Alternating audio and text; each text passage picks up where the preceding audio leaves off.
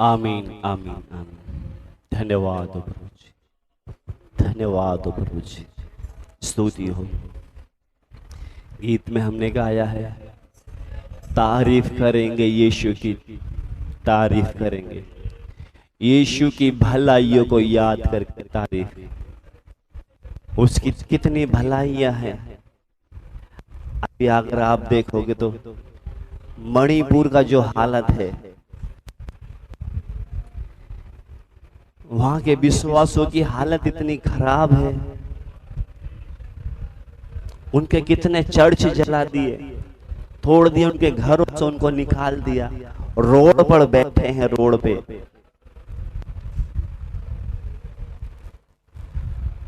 उनका क्या ऐसा गुनाह था, उन्होंने सिर्फ प्रभु को तो ही स्वीकार किया है। लोग कितने खिलाफ में हैं, कोई सरकार आगे आकर मदद नहीं कर रही उनकी, मगर अभी तक वो विश्वास में स्थिर हैं। काश अगर हमारे साथ ऐसा होता तो। Hallelujah, hallelujah. कितने सेवक लोगों को जेल में डाल दिया, कितने विश्वासियों को मारा पीटा जा रहा है इस विश्वास के कारण। हालेलुया, धन्यवाद। हालेलुया।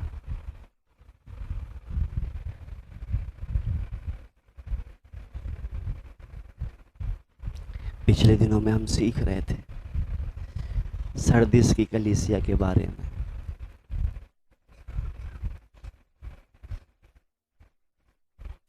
परमेश्वर का वचन कहता है, तू जीवित तो कहलाता है पर है मरा हुआ। तू जीवित तो कहलाता है पर है मरा हुआ। क्योंकि पिछले दिनों में जो हमने सीखा था, वहां सरदीस के कुछ जो सेवक थे, दूत थे, विश्वासी थे, उन्होंने लोगों के बीच में एक अच्छा अपना लेवल बना के रखा था, अपनी छवि अच्छी बना के रखी थी। मगर परमेश्वर अलग तरीके से देखता है।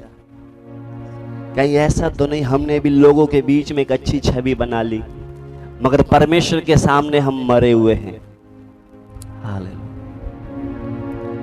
लोगों के सामने देखने में तो हम बहुत अच्छे लगते हैं, कितना अच्छा बेचारा प्रार्थना भी करता है, सेवा भी करता है, दिखावटी जीवन जी के चलते हैं। हालेलुया। इसलिए परमेश्वर, क्योंकि आज बहुत सी कलीसिया ऐसे ही हैं, दिखावटी। अगर देखोगे तो बहुत अच्छा वहां के म्यूजिक, गाने, संगीत सब कुछ बढ़िया है, बुद्धि का प्रचार बहुत अच्छा है, सब कुछ दिखने में बहुत अच्छा लगता है, मगर परमेश्वर और हमारा देखने में जमीन और आसमान का फर्क है। आज लोग देखते हैं उस चर्च में कितना भीड़ है, परमेश्वर भीड़ को नहीं देखता, परमेश्वर हमारे मनों को देखता है। क्या सच में मसीह का स्वभाव हम में आ रहा है? मसीह की सिद्धता, मसीह की परिपूर्णता हम में हो रही है क्या? अगर नहीं हो रही, अगर हम दिखावटी जीवन जी कर चल रहे हैं,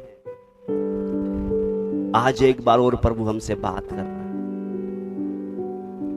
क्योंकि हम मनुष्य के सामने तो जीवित दिखते हैं, मगर परमेश्वर की निगाह में हम मरे हुए हैं। इसलिए हम मनुष्य के सामने दिखावटी जीवन ना जिए। हम किसी को भलाई करते हैं तो उसमें भी हम दिखावा कि कोई मेरी बड़ाई करेगा। हम प्रार्थना में बैठे किसी को दिखाने के लिए कोई मेरी बड़ाई करेगा। अगर हम अपनी महिमा के लिए कुछ कर रहे हैं, परमेश्वर के निगाह में सारे काम मरे हुए हैं। वो हम मनुष्य के सामने नहीं, परमेश्वर के सामने सच्चे मन से आए। क्योंकि हम मनुष्य को बेवकूफ बना सकते, उसको धोखा दे सकते हैं, मगर जिंदा परमेश्वर को इस पिछले दिनों में हम देखते उसकी आंखें अग्नि में ज्वाला में है। वो हमारे अंदर के विचारों को भी जांच लेता है। वो हमारे मन में जो चल रहा है उसको परख लेता है वो। इसलिए हम दिखावटी जीवन ना जिए, क्योंकि दिखावटी जीवन जिएंगे जब उसके न्याय सिंहासन के सामने खड़ा होंगे हमें लज्जित होना पड़ेगा। इसलिए आइए हम प्रभु से प्रार्थना करें कि प्रभु तूने एक मौका और हमें दिया है। आज कितने लोग हैं उनको ऐसा मौका नहीं मिल रहा। Hallelujah, hallelujah.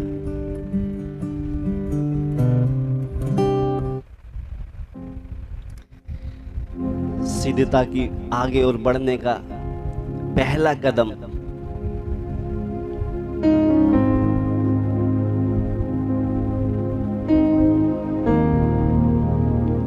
कि परमेश्वर के सामने जो भी हम काम कर रहे हैं हम अपने आप को थोड़ा याद करें।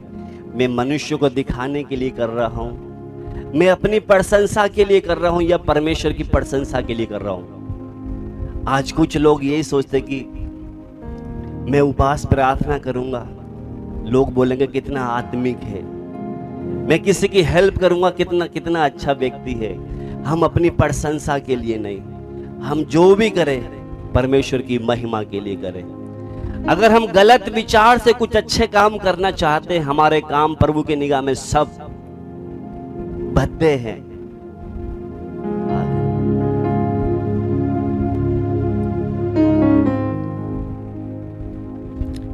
एक बार हम जो 3 का 3 पढ़े बेटा, प्रकाशित वाक्य।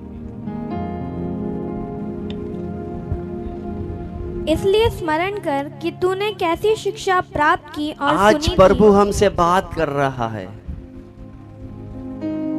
सो सचेत कर, यानी कि याद कर कि तूने किस रीति से शिक्षा प्राप्त की। कहता है याद कर कि तूने किस तरीके से परमेश्वर की बातों को प्राप्त की है और सुनी है और उस पर बना रहे। कहने का मतलब हमने कैसी शिक्षा, कैसा वचन प्रभु की उपस्थिति में हमने सीखा है। जो सीखा है हमने, परमेश्वर आशा करता है, क्योंकि लिखा ना जब जहां पर ज्यादा बोया गया वहां ज्यादा काटेगा। वो जहां जितना बोया गया उतना काटने की वो एक उनके अंदर एक आशा है, उम्मीद है कि मैंने जिधर ज्यादा हम मनुष्य जब ज्यादा बोते हैं तो हमको क्या लगता है कि हम ज्यादा काटेंगे। आज का समय में कुछ बिजनेसमैन कहते हैं मैं ज्यादा पैसे लगाऊंगा तो ज्यादा कमाऊंगा। यही हो ना हमारे मन में भी कि हम अगर किसी भी काम में अगर ज्यादा पैसा लगाएंगे तो ज्यादा कमाएंगे। जैसे किसान बोलता है ना ज्यादा बोऊंगा तो ज्यादा काटूंगा। तो इसीलिए प्रभु का वचन कहता है सचेत कर कि तूने किस रीति से शिक्षा प्राप्त की और सुनी है। कहने का मतलब अगर हमने जो सीखा है, सुना है, अगर उस पर बने हुए हम नहीं हैं तो हमारा घर रेत पर है। समझ में आ रहा है आपको?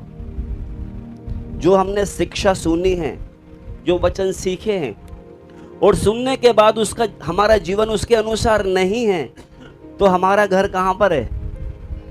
कहां पर है? जिसका घर रेत पर होता है क्या होता है उसका हाल? हा?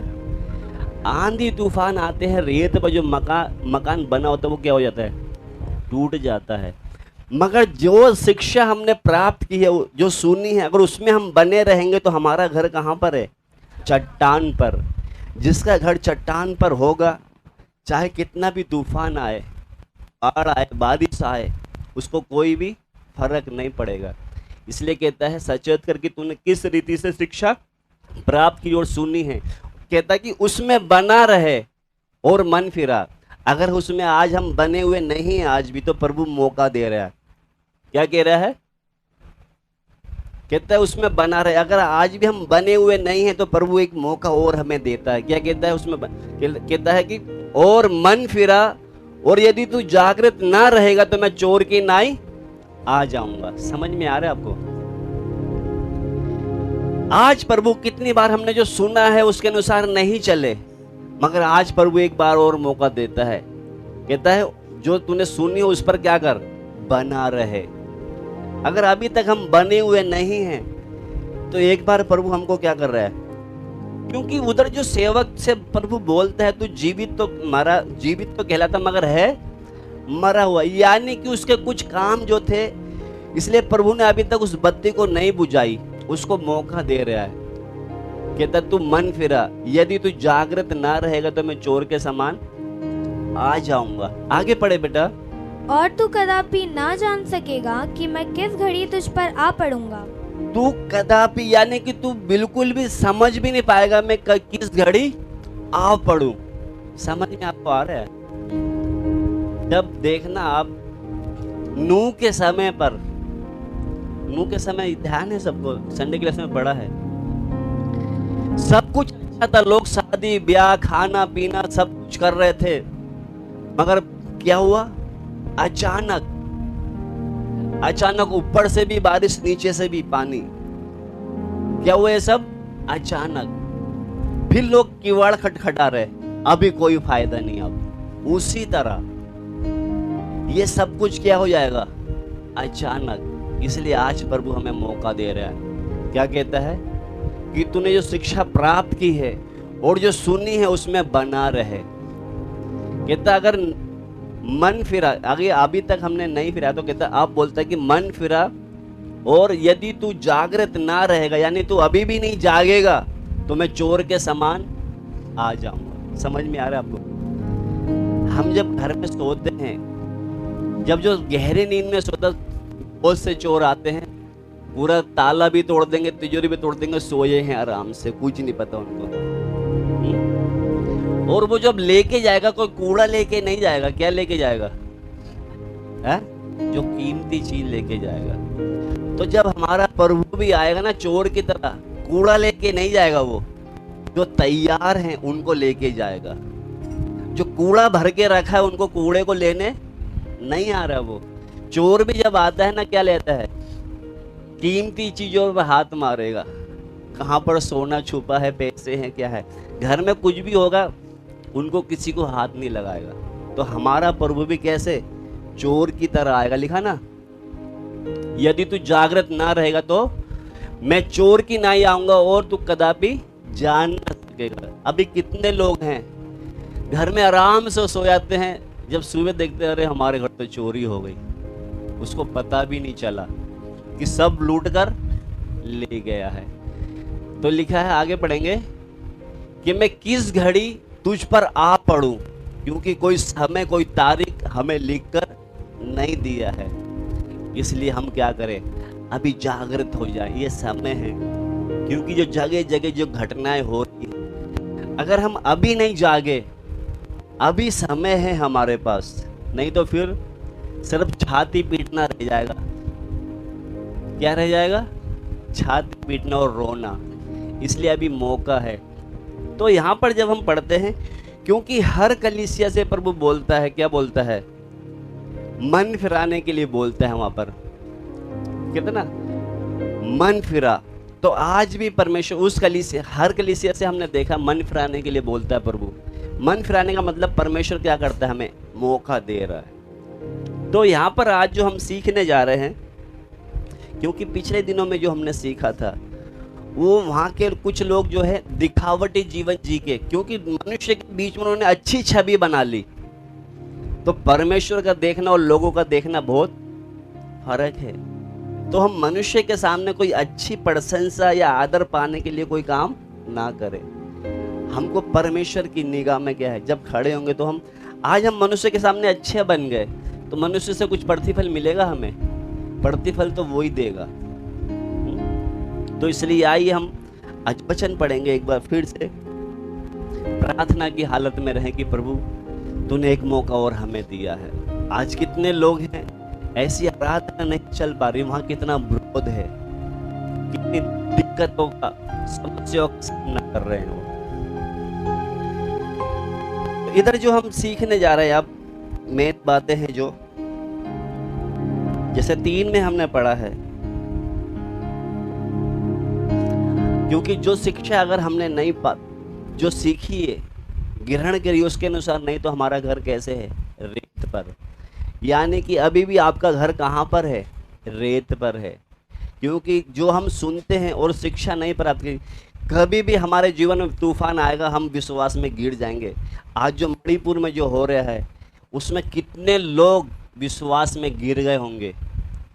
अगर उन्होंने वचन को अच्छी दृढ़ता से संभाला होगा तो वो अभी भी खड़े होंगे, नहीं तो कितने तो क्या हो गए होंगे, विश्वास से पीछे हट गए होंगे, क्योंकि जो घटना उनके ऊपर बीत रही इस समय। तो अगर वो ही अगर जैसे वहाँ हो रहा हो आज हमारे बीच में हो, तो हमको नहीं पता चला हम कितने लोग खड़े रह पाएंगे। तो इधर यहाँ पर परमेश्वर एक बार फिर से कहता, मन फिराने के लिए बोल रहा है हमसे। तो हमें सबको मालूम है, एक वचन जो है हम पढ़ेंगे, उसमें लिखा है जैसे पहले आगमन, यीशु मसीह का पहला आगमन कब था इस पृथ्वी पर?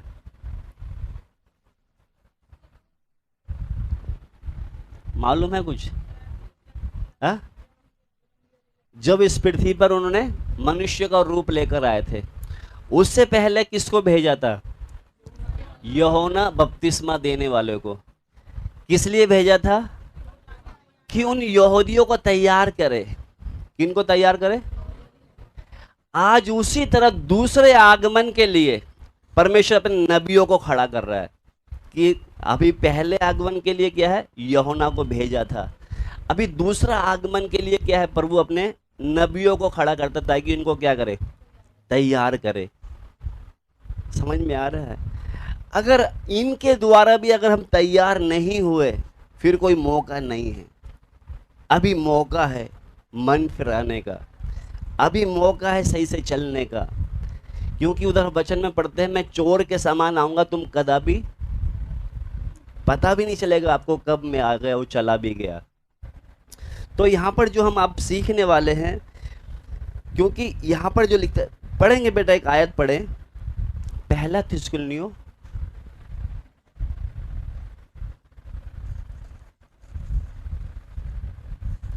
क्योंकि पहले समय में तो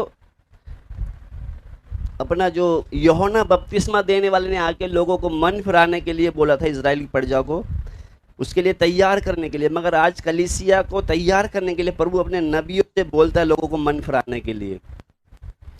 तो पढ़ेंगे बेटा, क्योंकि वो चोर के पहले थिस्सलुनीयों 5 का 4 और 5 पढ़ेंगे।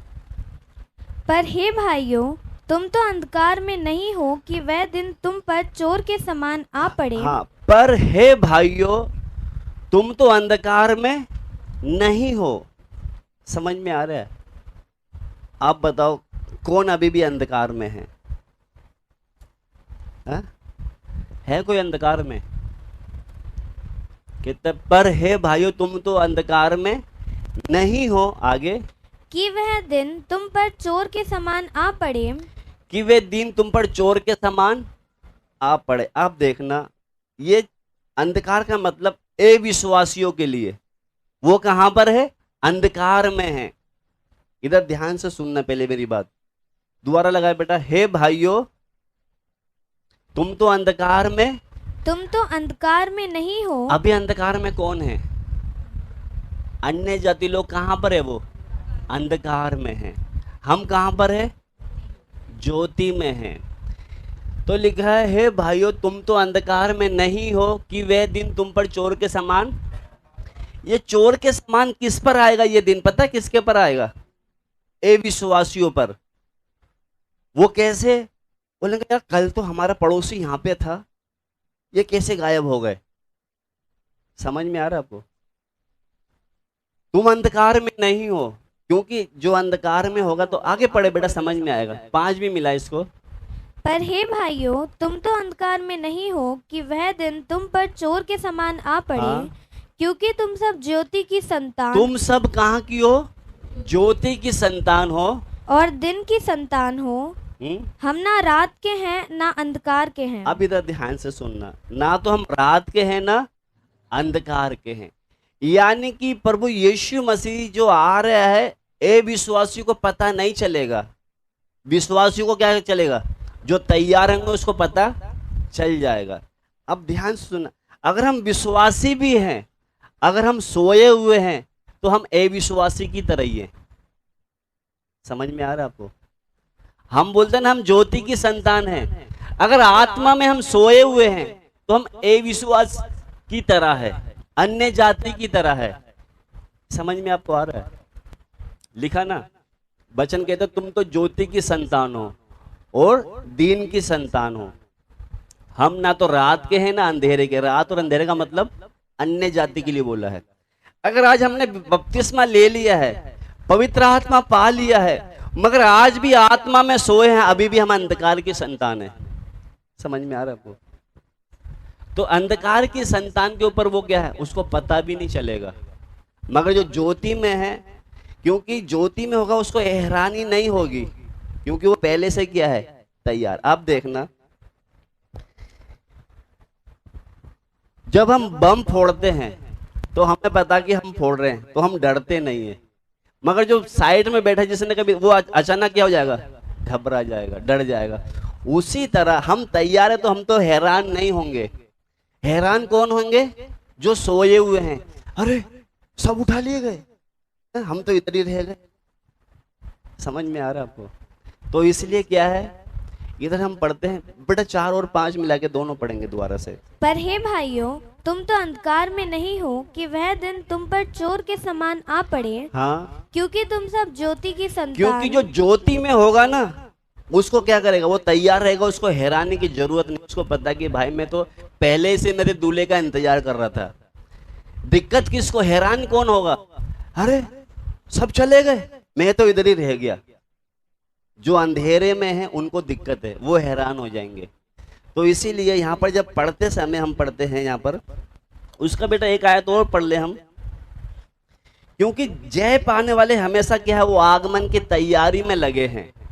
जो जय पाए हुए लोग हैं वो हमेशा क्या करते हैं, क्योंकि हम जब कलेश में, निंदा में, हर चीज में जय पा रहे हैं, तो हमको एक विश्वासी के अंदर यही कि प्रभु मुझे तू कब लेने आ रहा है, क्योंकि वो क्या है तैयार है। और जो तैयार, जो जय नहीं पा रहा है, जो लुढ़कता पुढ़कता चल रहा है, उसके लिए तो कोई, क्योंकि जय पाने वालों के लिए पढ़े बेटा एक आयत है, उसको निकाल लेंगे। जो हम यही पढ़ रहे थे, प्रकाशित वाक्य 3 का 3 निकाल के पढ़े दोबारा से।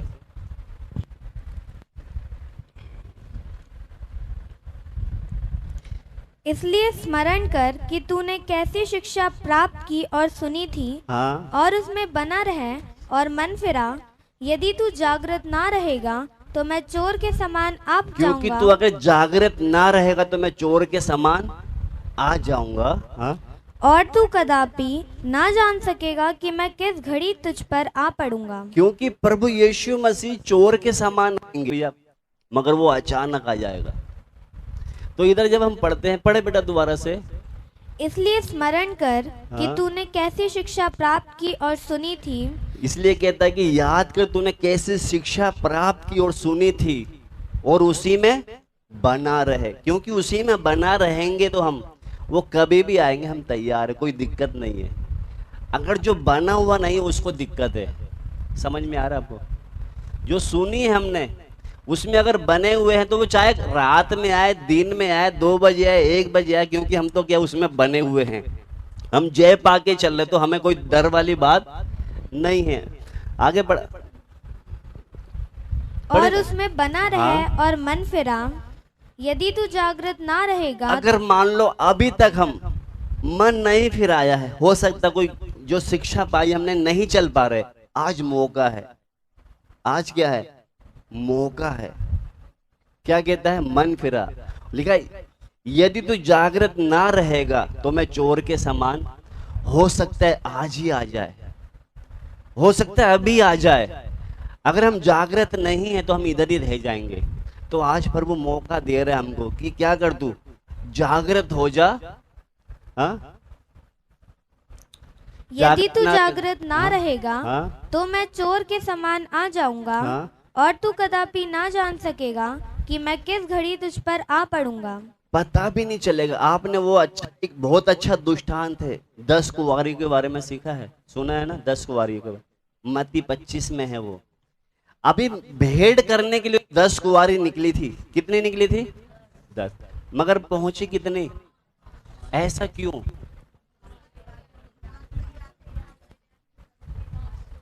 निकली तो 10 ही थी ना। अब यहां पर आप बताओ हम कितने निकले हैं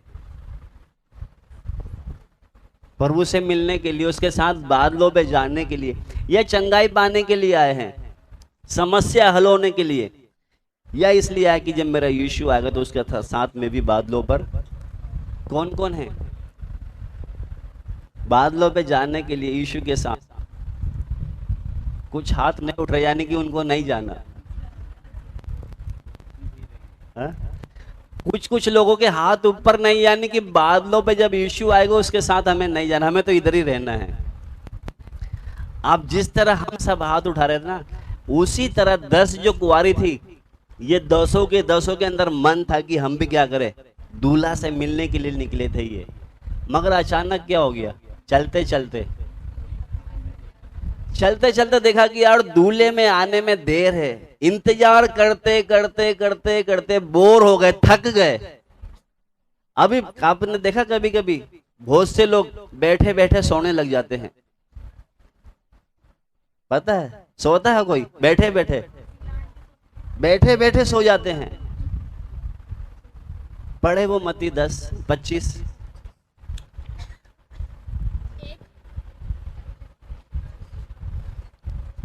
मत्ती 25 उसका 1 से पढ़े। अच्छी है, बहुत अच्छा सीखने को मिलता है इसमें। तब स्वर्ग का राज्य उन 10 कुंवारियों के समान होगा जो अपनी मसाले लेकर दूल्हे से भेंट करने को निकली। अब इधर ध्यान से सुनना। आज देखे तो मसीह सबको प्रभु इस समय ये कहता, मन फिराओ, क्योंकि वो बहुत जल्दी आने वाला है। मन फिराओ, वो बहुत जल्दी आने वाला है। अब जिसके अंदर है कि प्रभु मुझे भी तेरे साथ जाना, तो वो क्या करे, मन फिराएगा।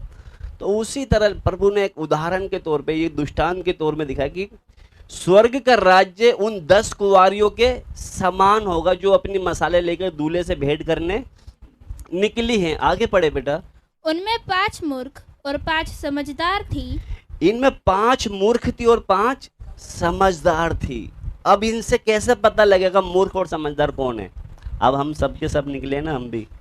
अब हम कौन से मूर्ख है, कौन से समझदार हैं, इधर ध्यान से सुनना। हाँ, 5 मूर्ख थी और 5 समझदार थी। आगे पढ़े। मूर्खों ने अपनी मशाले तो ली, परंतु अपने साथ तेल नहीं लिया। अब इन्होंने क्या ली? मसाले तो ले ली, मगर तेल। इसका मतलब क्या है? मसाले यानी कि मसाल जब बनाई होगी उसमें तेल वेल डाल के सब जलाया होगा। उन्हें सोचा कि जाके मिलना ही तो है, मगर उनको नहीं पता कि शायद हो सकता है देर भी लग जाए। हो सकता है, ये तो है नहीं कि सामने खड़े जाके मिल लेंगे, लो जी। तो उन्होंने क्या करा, मूर्खों ने मसाले लिए मगर तेल नहीं लिया। आगे।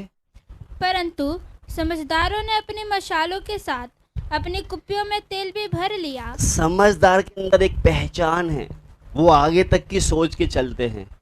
मूर्ख क्या जल्दीबाजी में फैसला ले लेते हैं। जो समझदार होगा ना, आगे तक की सोचेगा। इन्होंने क्या करा, मसाले के साथ क्या करा, साथ में कुप्पियों में तेल भी डाल लिया, क्योंकि हो सकता है दूल्हे में आने में देर हो जाए, तो बूझेगी तो कम से कम तेल तो डाल लेंगे। ये है समझदार की निशानी। समझ में आ रहा है? इसी से पहचान हो जाती है मूर्ख और समझदार। पढ़े बेटा आगे। इन्होंने, समझदारों ने क्या करा, मसाले के साथ कुप्पी में तेल भी लिया। आगे। जब दूल्हे के आने में देर हुई तो वे सब उगने लगी। अब रुक कर, इसको मैं बहुत बार, इसको कितनी बार मैंने सुना मगर समझ में नहीं आता था मेरे। लिखा है जब दूल्हे के आने में देर हुई तो सब उगने लगी। उगने, मेरे को ये उगना समझ में नहीं आता था। ये क्या है प्रभु? उगने का मतलब कि जब हम किसी का इंतजार करते हैं, इंतजार करते करते करते बैठे बैठे सोने लग जाते हैं, ये वही है। इंतजार करते करते बैठे बैठे क्या करने लगे, वो बिस्तर में पूरी तरह से नहीं सोए, ये बैठे बैठे झपकी लेने लग गए, ये वही है।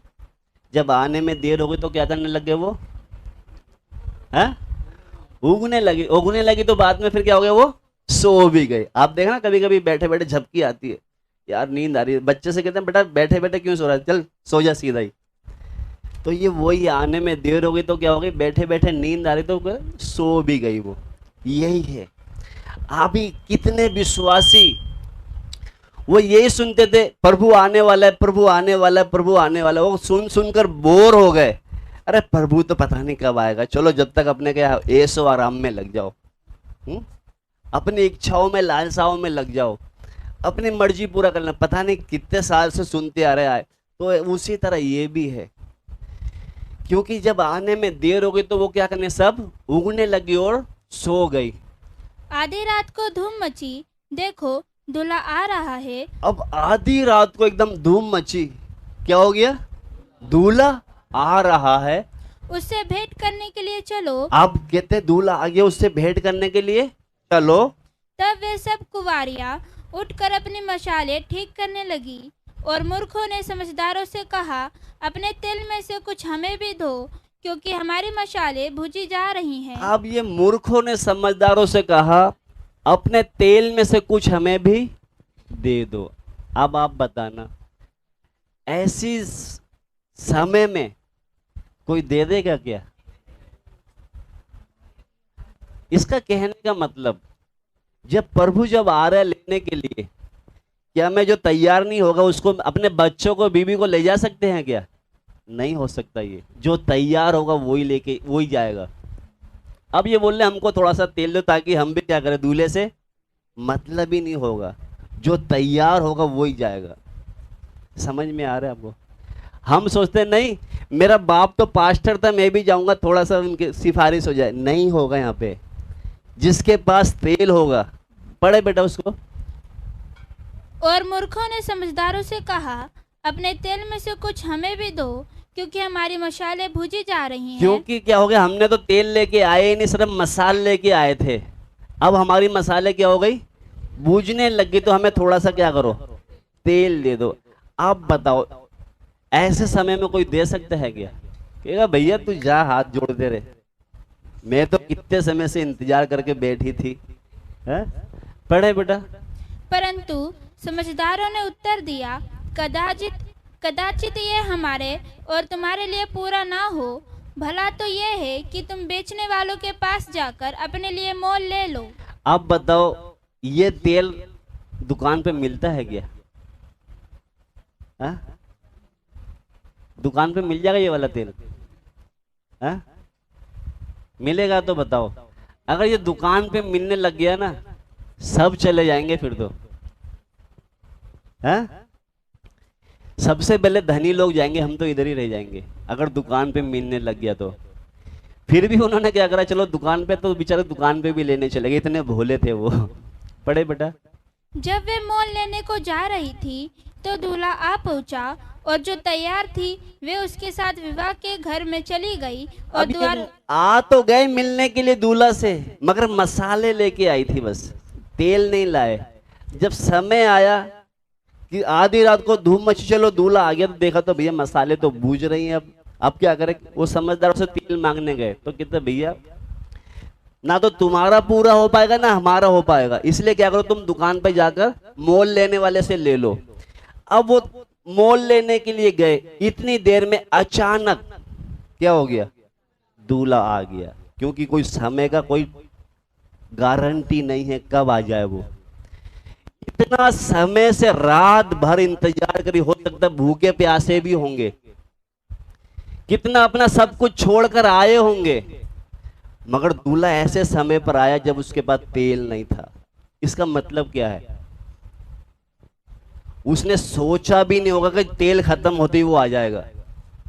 उसी तरह आज कितने ऐसे हैं, हम सोच भी नहीं सकते उस समय वो आ जाएगा।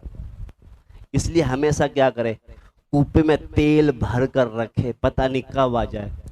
कितने लोगों के तेल खत्म हो गए, अगर आज तेल खत्म हो गया, आज प्रभु आ जाएगा तो इन कुंवारियों की तरह रह जाएंगे वो खटखटाते हुए। पढ़े इसको पूरा आगे। जब वे मोल लेने को जा रही 10 थी, पढ़े दोबारा से। जब वे मोल लेने को जा रही थी तो दूल्हा आ पहुंचा, और जो तैयार थी वे उसके साथ विवाह के घर में चली गई। जो तैयार थी, जिन्होंने तेल कुप्पी में रखा हुआ था, वो तो क्या हो, जो तैयार थी उसके साथ घर चली गई। और बाद में क्या हो गया, द्वार बंद हो गया। अब कुछ सोच रही कि अभी हम जाके झल्ले से तेल ले गए, और तेल ले गए, इतनी देर में क्या हो गया, गेट बंद। और बोलता क्या है, मैं तुम्हें जानता ही नहीं। हो सकता तुम आधी रात से जग रहे होंगे, अपना घर बार छोड़ के आ गए, मगर क्या कहता, मैं तुम्हें जानता ही नहीं। पढ़ लें उसको। जब वे मोल लेने को जा रही थी तो दूल्हा आ पहुंचा, और जो तैयार थी वे उसके साथ विवाह के घर में चली जो गई। तैयार थी वो तो क्या हो गए, क्योंकि बार बार इतनी जगह लिखा वो चोर के समान आएगा, चोर के नहीं आएगा। कोई समय नहीं पता, इनको नहीं पता था कि कब हमारी मसाले बूझ जाएंगे, हम तेल ले जाएंगे, इस बीच में ही वो आ गया। पढ़े बेटा उसको।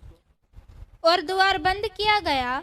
इसके बाद वे दूसरी कुंवारियां भी आकर कहने लगी, हे स्वामी, हमारे लिए द्वार खोल दे। अब ये बोलते हैं स्वामी हमारे लिए क्या कर, द्वार खोल दे। कहने का मतलब जब गेट बंद हो गया तब तेल लेके आ रहे, इसका कोई फायदा नहीं अब, क्योंकि मैंने पहले चेतावनी दी, मैं चोर के समान आऊंगा, कभी भी आ सकता हूं मैं।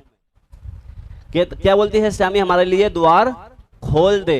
हाँ, उसने उत्तर दिया, मैं तुमसे सच कहता हूँ, मैं तुम्हें नहीं जानता।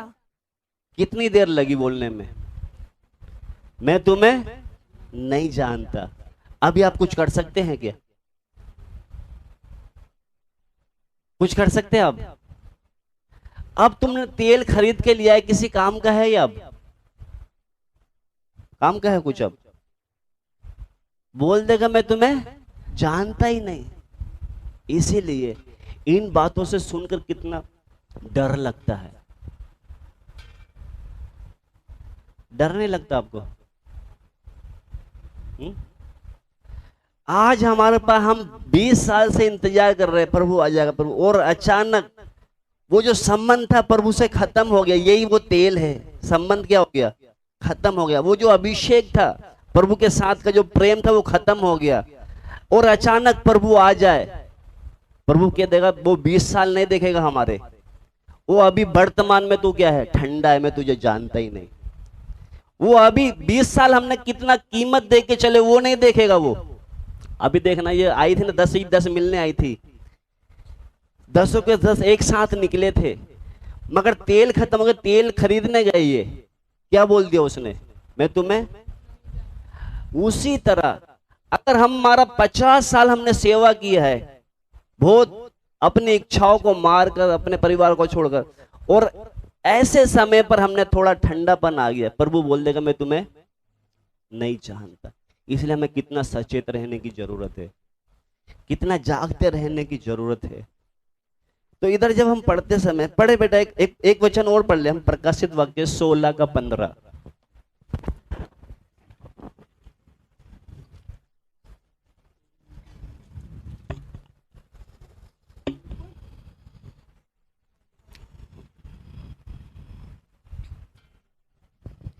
देख मैं चोर के समान आता हूँ। इधर भी कहता, देख मैं चोर के नहीं आता हूँ, धन्य वह है जो जागता रहता है। इधर कहता है कि धन्य है वे जो जागता रहता है। हाँ, और अपने वस्त्र की चौकसी करता है। धन्य है वे जो जागता रहता है और अपने वस्त्र की चौकसी करता है।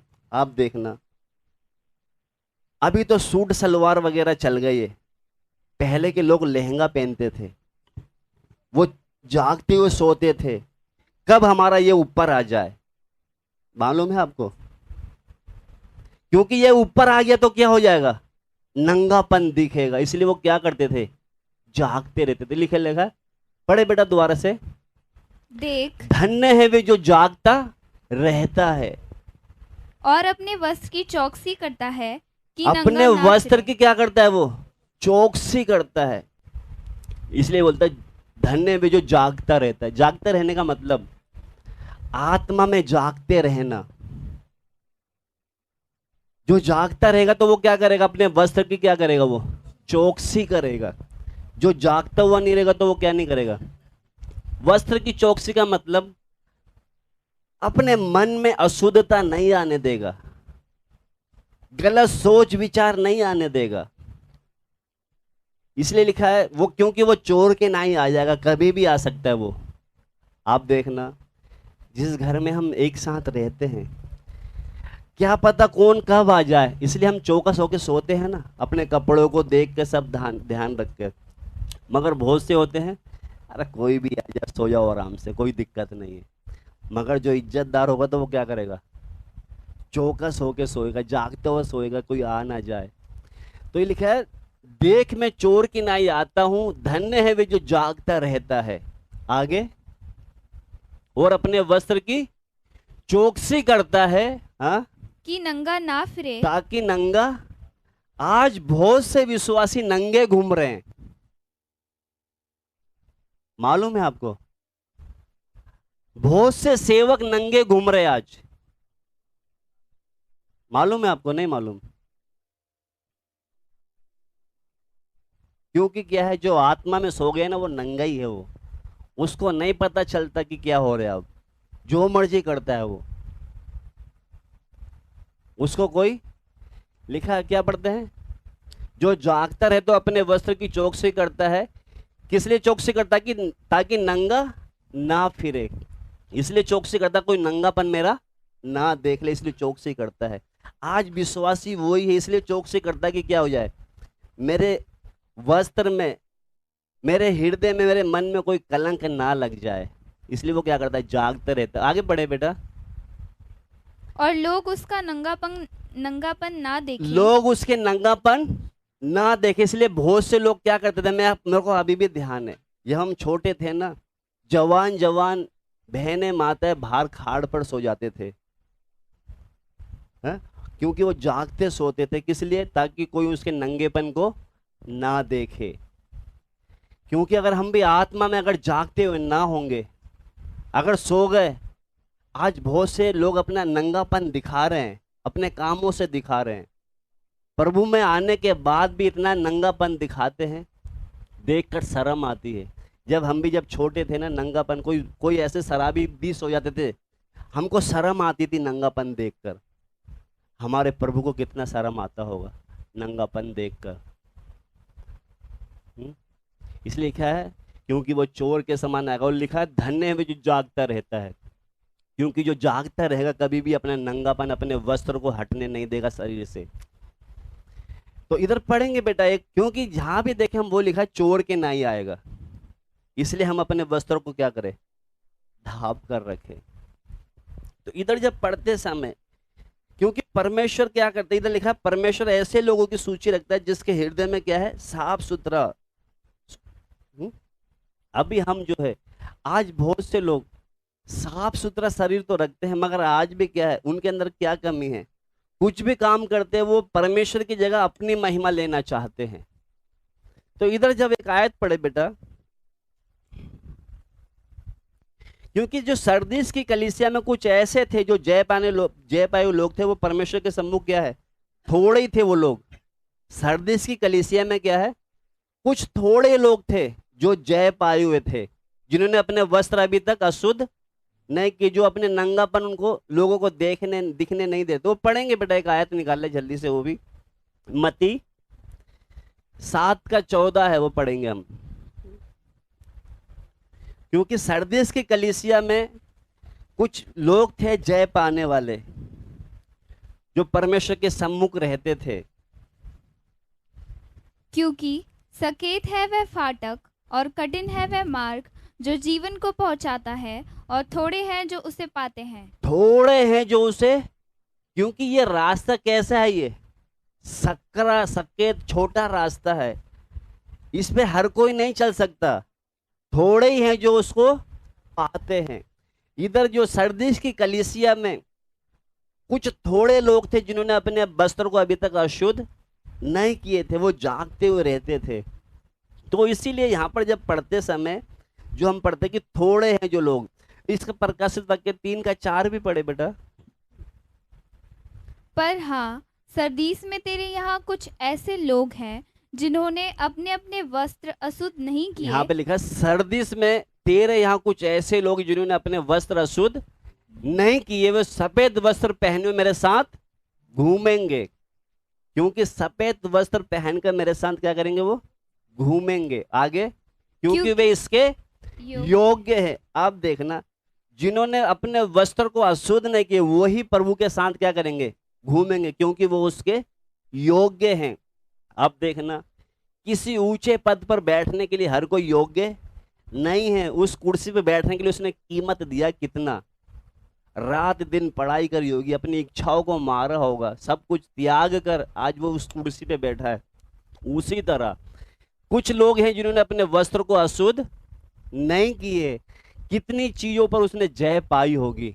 तो जय पाकर जो अपने वस्त्र जो पहने कहते हैं मेरे साथ वो क्या करेंगे, घूमेंगे, क्योंकि वो इसके योग्य है। परमेश्वर के साथ घूमने के योग्य अगर बनना है तो अपने वस्त्र को क्या करना पड़ेगा, दाग नहीं लगने देना है। तो यहां पर जब पढ़ते समय एक आयत पढ़ ले बेटा, वो भी पढ़ ले हम, लूका 21 उसका 36। यहां पर बार बार प्रभु जागते हुए रहने के लिए बोलता है। इसलिए पढ़े कोई भी। इसलिए जागृत रहो और हर समय प्रार्थना करते रहो कि तुम इन सब आने वाली घटनाओं से बचने और मनुष्य के पुत्र के सामने खड़े होने के योग्य बनो। परमेश्वर के पुत्र के सामने खड़े होने के योग्य बनो। लिखा है जागते रहो, हर समय क्या प्रार्थना करते रहो कि तुम आने वाली हर घटनाओं से बचने के लिए, यानी कि आने वाली जो घटना है, हो सकता है आज मणिपुर में, कल हमारे बीच में भी हो सकती है घटना है। तो आने वाले जो घटना है उसके सामने लिखा ना, तुम इन सब आने वाली घटनाओं से बचने और मनुष्य के पुत्र के सामने खड़े होने के योग्य बनो। तो इसलिए हमें क्या है, हमेशा क्या करें, हम जागते रहे, हर समय प्रार्थना करते रहे कि आने वाली हर घटनाओं में क्या है, खड़े रह सके। उसका 5 भी बड़े बड़ा प्रकाशित वाक्य, समय ज्यादा हो गया, जल्दी जल्दी पढ़ेंगे। जो जय पाए उसे इसी प्रकार श्वेत वस्त्र पहनाया जाएगा, क्योंकि जय पाए हुए लोगों को सफेद वस्त्र पहनाया जाएगा, और मैं उसका नाम जीवन की पुस्तक में से किसी रीति से ना काटूंगा। आप देखना इधर, यानी कि नाम कट भी सकता है।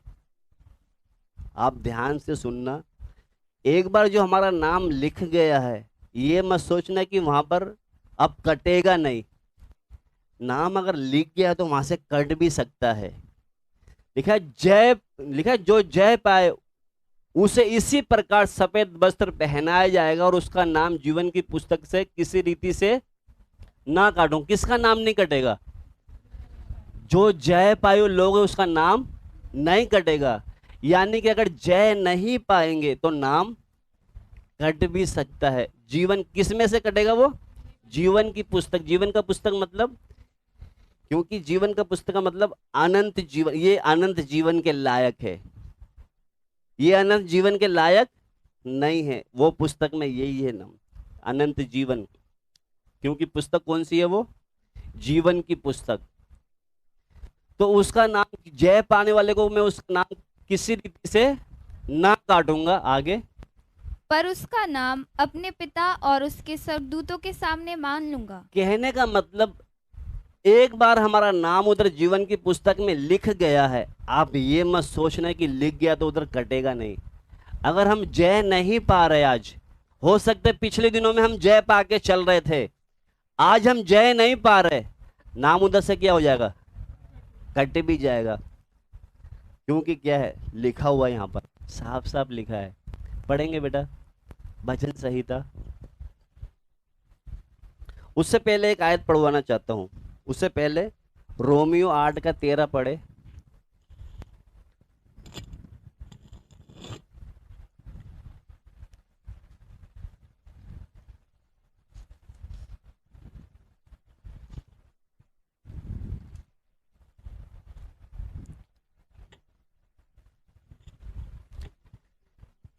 क्योंकि यदि शरीर के अनुसार दिन काटोगे तो, क्योंकि यदि शरीर के अनुसार दिन काटोगे तो मरोगे। हाँ, इधर लिखा है अगर आज भी हम अगर शरीर के अनुसार दिन काटेंगे तो मरेंगे। मरेंगे किधर? शरीर के अनुसार दिन काटेंगे तो मरेंगे कहां पर? आत्मा में मरेंगे। तो लिखा है मगर अगर आत्मा से देह की क्रियाओं को मारोगे तो जीवित रहोगे। यानी कि आज अगर हम मसीह में आने के बाद आज भी अगर शरीर की इच्छाओं के अनुसार चल रहे हैं, शरीर के अनुसार दिन काट रहे हैं, तो लिखा है मरोगे। यानी कि शरीर के अनुसार चलोगे तो क्या करोगे? जीवन की पुस्तक से तुम्हारा नाम कट जाएगा। आपने यहूदा के बारे में सुना? यहूदा इस्करियोती, भजन संहिता में लिखा है। वो पढ़े बेटा, उसको पढ़े, जल्दी जल्दी पढ़ेंगे। 69 का 25 पढ़े।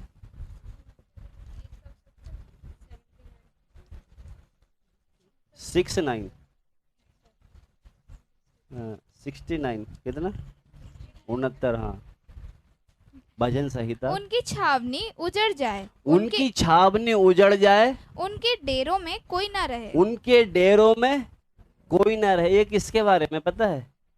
यहूदा इस्करियोती के बारे में लिखा, पहले से लिखा हुआ था। इधर भविष्यवाणी, इसी का 28 भी पढ़े बेटा।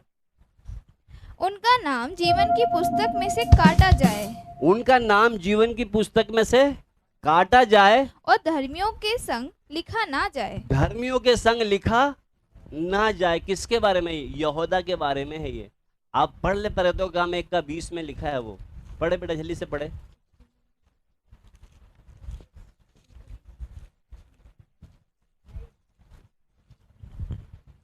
क्योंकि भजन संहिता में लिखा है, अभी जो हमने भजन संहिता पढ़ा था लिखा, क्योंकि भजन संहिता में लिखा है उसका घर उजड़ जाए, उसका घर उजड़ जाए, और उसमें कोई ना बसे, उसमें कोई ना बसे, और उसका पद कोई दूसरा ले ले। उसका पद कोई ले लिया था ना, इसका पद किसी और ने। किसने लिया था? तो ये लिखा है।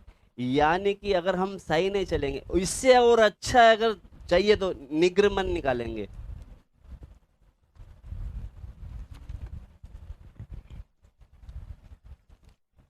उसका 32 का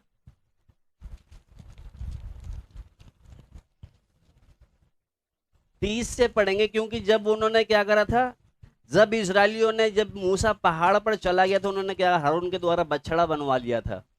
दूसरे दिन मूसा ने लोगों से कहा, तुमने बड़ा ही पाप किया है। इधर मूसा लोगों से कहते तुमने बड़ा ही पाप किया क्योंकि है। जब ये पर्वत पे से नीचे आया तो देखा तो उन्होंने क्या करा, एक मूरत बना रखी बछड़े की। बोलते ये हमको मिस्र से बचा के लाया है।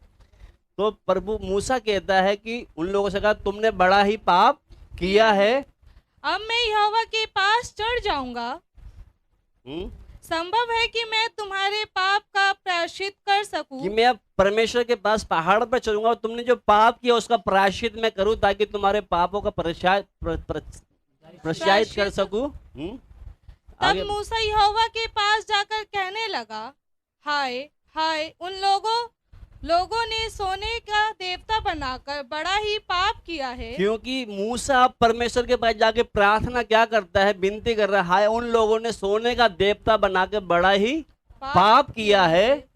तो भी अब तू उनका पाप क्षमा कर। अब मूसा कहता उनके, तू क्या कर, उन्होंने पाप तो किया है मगर फिर भी उनके पाप को तू क्या कर, अब क्षमा कर। नहीं तो अपनी लिखी हुई पुस्तक में से मेरे नाम को काट दे। क्योंकि इसको भी पता था कि क्या कर सकता है प्रभु, जीवन की पुस्तक से नाम।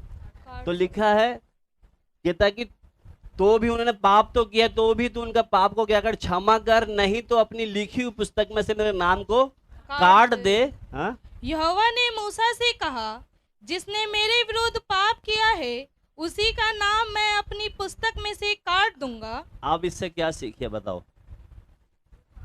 कहते भाई तेरा नाम क्यों काटूं मैं? जिसने पाप किया है ना उसका नाम काटूंगा। समझ में आ रहा है आपको? एक सेवक होने के लिए, सेवक के नाते ये तो बोल रहा है, इसको प्यार था उनसे, कहता प्रभु इन्होंने पाप किया है, इनके पापों को क्या कर, तू क्षमा कर दे, इनकी जगह मेरा नाम काट दे। कहता नहीं, किसका काटूंगा? जिन्होंने पाप किया है। लिखा यहोवा ने मूसा से कहा, जिसने मेरे विरुद्ध पाप किया है उसी का नाम मैं इस पुस्तक में से काटूंगा। आ रहा है समझ में कुछ? कहने का मतलब जो प्रकाशित वाक्य में हम पढ़ रहे थे, उस जय पाने वालों के नाम क्या करेगा, वो जीवन की पुस्तक में लिखेगा। जय पाने वाले, जो जय पाते हैं, जो जय पा के नहीं चल रहे हैं, आज अगर लिखा हुआ है, कल हम नहीं चल पा रहे हैं, वहां से हमारा नाम क्या हो सकता है? अगर मान लो जीवन की पुस्तक में जब हम न्याय सिंहासन में खड़े वहां पे कटा हुआ नाम है तो हमारा हाल क्या होगा? कभी कभी आप देखना, राशन लेने जाते हैं, लाइन लग गई, बड़ी भीड़ में आए नंबर, कट्टा बट्टा सब लेके गए, भैया तुम्हारा तो नाम है ही नहीं यहाँ पे, राशन लेने आए तुम्हारा तो नाम इधर, उधर जीवन की पुस्तक में देखा भैया आपका नाम तो इधर है ही नहीं, आप किधर जाओगे? वो है आपकी जगह कहाँ पर? नरक में है। तो जय पाने वालों को नाम कहाँ पर है? जीवन की पुस्तक में किसी रीति से ना काटूंगा।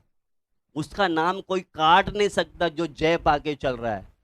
अभी कोई ताकत ही नहीं जो उसके नाम को काट सके, मगर एक ही जो काट सकता है अगर जय पाके नहीं चलोगे। तो इधर लिखा ना, दोबारा से पढ़े बेटा वही, जो जय पाए उसे इसी प्रकार, क्योंकि जो जय पाएगा व्यक्ति उसको सफेद वस्त्र दिया जाएगा।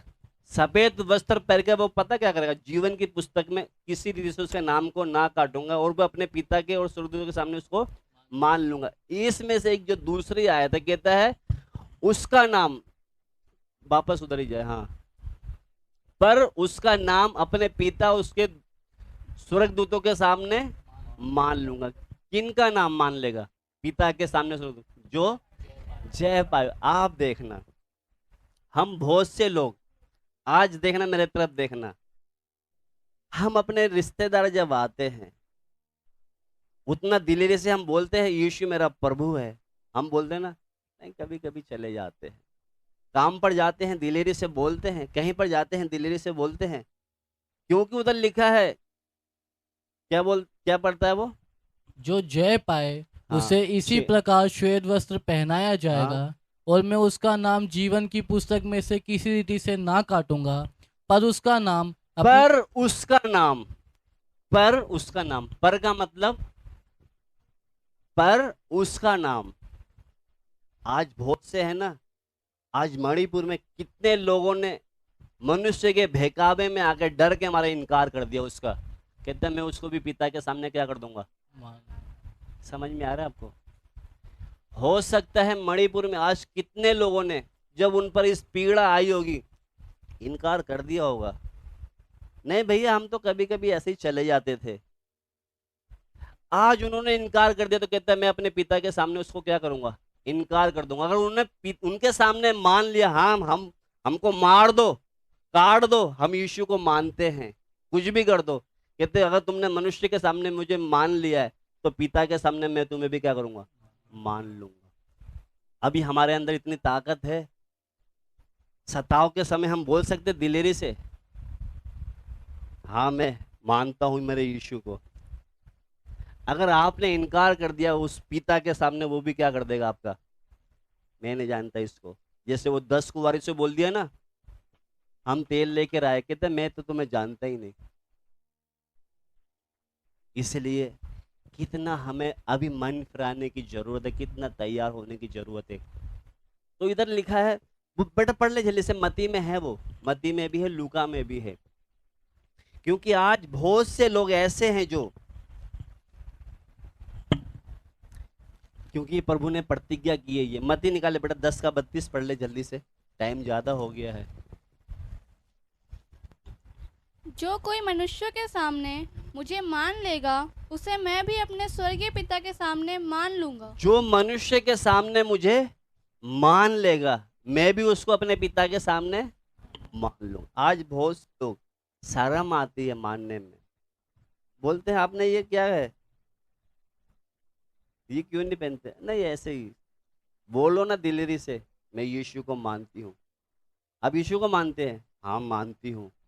आप देखना हमें कितना गर्व होना चाहिए यीशु को मानने में, क्योंकि यीशु को मानने से अभी हमें पैदल यात्रा करने की जरूरत नहीं, इतने पहाड़ों पर जाने की, इतनी मन्नत चढ़ाने की अभी जरूरत नहीं। हमें कितना गर्व होना चाहिए कि मैं जहां भी बैठता हूँ, मंदिर में मैं जहां भी बैठता हूँ मेरे प्रभु से मैं वहीं बात कर सकता हूँ। मैं जहां आंख बंद कर लेता हूँ वहीं प्रभु मेरे सामने, मेरे उससे अपने दुख सुख की, मुझे इतनी दूर जाने की अब जरूरत नहीं। हमें कितना गर्व होना चाहिए कि एक ने मेरे लिए इतना लहू बहाया, अभी तक किसी ने मेरे लिए जान तक नहीं दी, उसने मेरे लिए जान दी। कितना प्यार करता था वो मुझसे। हमें कितना घमंड, कितना गर्व होना चाहिए उस पर। मगर कुछ लोग आज क्या, कुछ थोड़ा सा धमकी देने के कारण क्या कर देते, इनकार कर देते, नहीं मैं नहीं मानता उसको। कहता है मैं भी उसको पिता के सामने क्या कर दूंगा, इनकार कर दूंगा। आज कितने लोगों ने इसको जानने के कारण गर्दन कटवा ली मगर इनकार नहीं किया। अंतिपास के बारे में सीखा था ना, कहाँ रहता था वो, शैतान के गढ़ में। इतना गढ़ तो हमारे इधर नहीं है ना। कितना उसको टॉर्चर किया होगा। जो सत्य मैंने जाना उसके लिए जान भी दे दूंगा, मैं इनकार नहीं करूंगा। इसलिए वो लास्ट पढ़े बेटा, इसलिए हमने यहाँ पर पढ़ा है, जो कोई मनुष्य के सामने मुझे मान लेगा उसे मैं भी अपने स्वर्गीय पिता के सामने मान लूंगा। हो सकता है यहाँ पर 10, 20, 50 आ गए, हाँ मैं मानता हूँ। हो सकता है उस बीच में हमारी सांस बंद हो गई, मगर उस समय हमने उसको मान लिया। उन मनुष्य के सामने, वो पिता के सामने हमारा बड़े आदर। हो सकता है हम 100 साल से हर दिन कष्ट सहते सहते चल रहे हैं उसके पीछे। कितना हमको लोग पीड़ा दे रहे, ताना दे रहे, उल्टा सीधा बोल रहे हैं, मगर एक दिन जब वो पिता के सामने हमें इनकार मान लेगा, ये इसने मेरे लिए कीमत दिया, वो जरा सा हमारे ऊपर हाथ फेर देगा, सारे हमारे 100 साल के दुख दर्द 1 मिनट में खत्म हो जाएंगे। समझ में आपको आ रहा है? वो घड़ी कैसी होगी जब वो हमारे ऊपर हाथ बड़े आदर से बुलाएगा, आओ मेरे पिता के धन्य लोगों, ये जगह तुम्हारे लिए जगत के आरंभ से तैयार की है। वो कितना सीन कैसे होगा वो जो हम 100 साल से कष्ट सह रहे थे, दुख, 1 मिनट में सब हम क्या हो जाएंगे, सब भूल जाएंगे। आप देखना, कोई हमारे सर पे थोड़ा सा हाथ रख देता है, सब भूल जाते हैं ना हम। आज भी वही एक चीज के लिए कि मैं अपने प्रभु के सामने क्या निर्दोष खड़ा हूं, इसलिए सब कितना सब कुछ सह के चल रहे हैं। अपने वस्त्र को गंदे नहीं होने दे रहे, वो जागते चल रहे हैं। क्योंकि अगर मैं जागता हुआ नहीं रहूंगा तो मैं ऐसा ना हो मेरा नंगापन कोई देखे। इसलिए क्या करते वो, अपनी हर अभिलाषाओं को, इच्छाओं को दबा कर अपने कपड़े को साफ सुथरा, यानी कि अपने हृदय को, मन को सब साफ सुथरा रख के पवित्रता करके आगे चल रहे हैं। पढ़ेंगे बेटा आगे, वो लास्ट जो है, जिसके कान हो वह सुन ले कि आत्मा कलीसियाओं से क्या कहता है। जिसके कान हो वे सुन ले कि आत्मा कलीसिया से क्या कहता है। यानी कि जय पाए हुए लोगों को क्या करेगा वो, क्या करेगा वो, हम जो जय पाए हुए लोग जो सफेद वस्त्र पहनाएंगे, हमको इस योग्य है कि हम उसके साथ क्या करेंगे, घूमेंगे फिरेंगे। वो निकल इसी में ही है वो प्रकाशित वाक्य। पढ़े बेटा। हाँ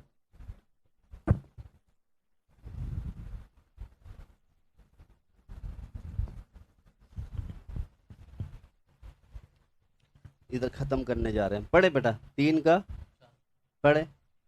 पर हाँ, सरदीस में तेरे यहाँ कुछ ऐसे लोग हैं जिन्होंने अपने अपने वस्त्र अशुद्ध नहीं किए। सब नहीं है, वहां पर लिखा कुछ। कुछ का मतलब थोड़े कुछ लोग हैं जिन्होंने अपने वस्त्र अभी तक अशुद्ध नहीं किए। अशुद्ध नहीं किए। हाँ, वे श्वेत वस्त्र पहने हुए मेरे साथ घूमेंगे। क्योंकि वे श्वेत वस्त्र, वो सफेद वस्त्र पहन के मेरे साथ घूमेंगे क्योंकि वे इसके योग्य है। यानी कि आप देखना, इधर जो प्रधानमंत्री जी आएंगे उसके नजदीक में जाने के योग्य कोई नहीं है, कोई होगा बस। वो जब उसके साथ कोई खड़ा होता होगा तो अपने आप को कैसे महसूस करता होगा वो। तुझे पता है मैं किसके साथ रहता हूँ। उसको इतना घमंड है तो उसके साथ घूमने वाले कैसे होंगे। जिसको हम आंखें हमारी तरसती है, एक दिन हम उसके साथ क्या करेंगे, घूमेंगे। हमको उसके योग्य बनना। आइए हम प्रार्थना करें। जिसके कान हो वे सुन ले आत्मा कलीसिया से क्या कहती है। क्योंकि वो चोर के ना ही आ जाएगा।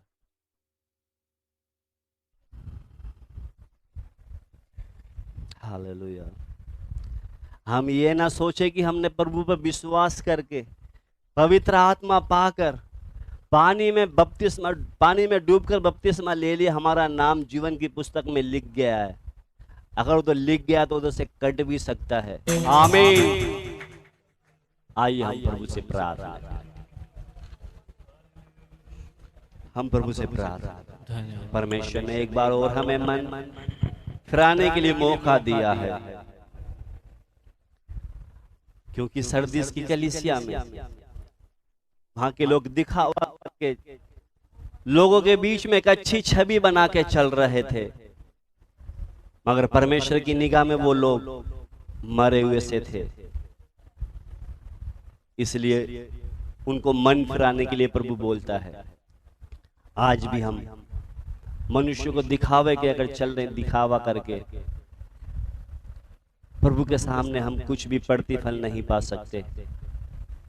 इसलिए प्रभु जी, मैं तेरे चरणों में अपने पापों को मानकर ये स्वीकार करता हूं या करती हूं, पिछले दिनों में प्रभु मैं दिखावटी जीवन जी रहा था। प्रभु मनुष्य के बीच में प्रभु एक दिखावटी करके चल रहा था।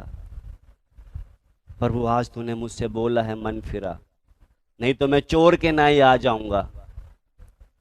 प्रभु अगर हम दिखावटी तरह चल रहे थे, वही उस बीच में आप आ जाते, प्रभु हम तो नरक में चले जाते। मगर प्रभु हम आपको धन्यवाद देते कि आपने एक मौका और हमें दिया मन फिराने का। इसलिए पिता, हम तेरे चरणों में अपने पापों को, गलतियों को मानते हैं। अगर जिनको लगता है प्रभु मैं दिखावटी जीवन जी रहा था, घुटने पे आकर प्रभु के सामने अपने पापों को माने कि प्रभु आगे से मैं दिखावटी नहीं। प्रभु कितनी बार मैं जो काम करता था, मेरे अंदर एक था कि लोग मेरी तारीफ करेंगे, मेरी प्रशंसा करेंगे। प्रभु मुझे माफ कर। ये आदर के, प्रशंसा के योग्य सिर्फ आप हैं प्रभु जी, आप हैं इस योग्य प्रभु जी। कितनी बार मैंने सोचा था मैं अच्छा गाना गाता हूं, लोग मुझे तारीफ करेंगे। मैं अच्छा वचन पढ़ती हूं, लोग मेरी तारीफ करेंगे। मैं अच्छा सेवा करता हूं, लोग मेरी तारीफ करेंगे। मैं दूसरे की हेल्प करता हूं, लोग मेरी तारीफ करेंगे। प्रभु ये मेरे सारे काम तेरे सामने अधूरे थे प्रभु जी, मुझे माफ कर प्रभु। प्रभु मैं आगे से प्रभु जो भी काम करूं, सिर्फ और सिर्फ तेरी महिमा के लिए करूं, तेरी बड़ाई के लिए करूं प्रभु जी। प्रभु मुझे माफ कर, मैं अपने पापों से मन फिराता हूं प्रभु। Hallelujah, hallelujah. पवित्र परमेश्वर, हम अंधकार की संतान थे प्रभु जी, तूने हमें ज्योति की संतान बनाया।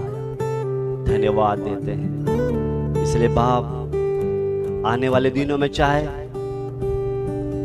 किसी भी प्रकार की समस्या हो प्रभु मैं आत्मा में जागता हुआ रहूंगा। मैं अपने वस्त्र को प्रभु अशुद्ध नहीं होने दूंगा। मैं नंगापन प्रभु होने नहीं दूंगा प्रभु, जैसे हमने प्रकाशित वाक्य 16 का 15 में देखा है।